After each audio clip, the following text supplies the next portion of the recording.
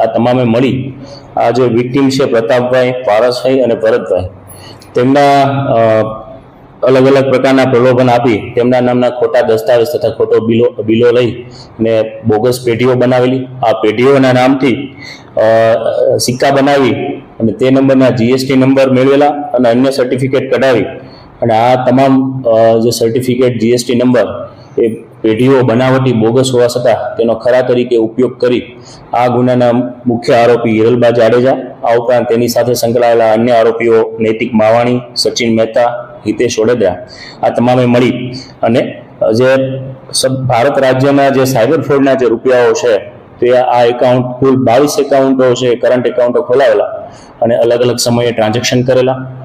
ત્યારબાદ આ તમામ જે રૂપિયાઓ એકાઉન્ટમાંથી જે નાણાં ઇલેક્ટ્રોનિક માધ્યમથી ઓનલાઈન ટ્રાન્સફર કરેલા અને વિડ્રો કરી સગે વગે કરી દીધેલા. તો આ બાબતે BNSSની કલમ, આ ઉપરાંત IT એક્ટની કલમ મુજબ સાયબર રેન્જ પોલીસ સ્ટેશનમાં ગુનો દાખલ થયો અને ગુનાની ગંભીરતાને ધ્યાને રાખી આની તપાસ SOG PI સર્વેયર સાહેબનાને સોંપેલી છે. હાલ આગળની તપાસ શરૂ છે. આ તમામ 4 પૈકી પકડાયેલા આરોપી હિતેશ ઓડેદરા, સચિન મહેતા અને મુખ્ય આરોપી હિરલબા જાડેજા, આ 3ની ધરપકડ કરી નામદાર કોર્ટમાં રિમાન્ડ માટે રજૂ કરતા 1 દિવસના રિમાન્ડ આપવામાં આવેલા છે.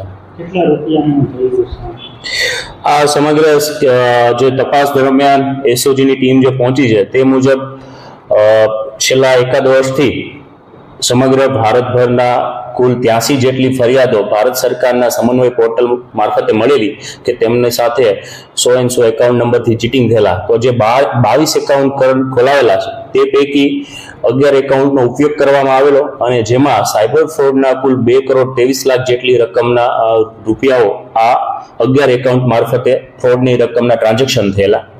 કુલ આ ગુનાની તપાસ દરમિયાન જે આ 22 એકાઉન્ટ છે તેમાં 186 કરોડ જેટલી અમાઉન્ટના ટ્રાન્ઝેક્શન થયેલા, આટલી રકમ ક્રેડિટ થયેલી અને જે પૈકી 185 કરોડ છે એ વિડ્રો કરવામાં આવેલી છે. આમ ખૂબ મોટા પ્રમાણમાં છે આ ભોગ બનનારના નામે ખોટા દસ્તાવેજો, એકાઉન્ટો બનાવડાવી અને મોટા પ્રમાણમાં કેશ વિડ્રો કરેલી છે અને અન્ય એકાઉન્ટોમાં ટ્રાન્સફર કરેલી છે. હાલ આ સાયબર ફ્રોડના 2,23,00,000 સિવાય અન્ય બીજી કઈ કેશ જે અમાઉન્ટ છે ટ્રાન્સફર કરવામાં આવેલી છે તેની વિગતવારની તપાસ શરૂ છે. મેઇનલી આ જે 3 વિક્ટીમ છે જુનાગઢના, તેમની પાસેથી તેમના તમામ ડોક્યુમેન્ટો લઈ બોગસ પેઢીઓ અલગ અલગ નામથી બનાવી અને કુલ 22 જેટલા એકાઉન્ટો ખોલાવ્યા. ત્યારબાદ છે એ આરોપીઓ એક કાવતરું કરી અને આ તમામના જે સાયબર ફ્રોડના અને અન્ય જે રૂપિયાઓ છે આ એકાઉન્ટમાં ટ્રાન્સફર કરાવતા, ત્યારબાદ એક એકાઉન્ટમાંથી બીજા એકાઉન્ટમાં અથવા તો કેશ વિડ્રો કરાવી અને આ સમગ્ર સ્કેમ છે આચરેલું છે.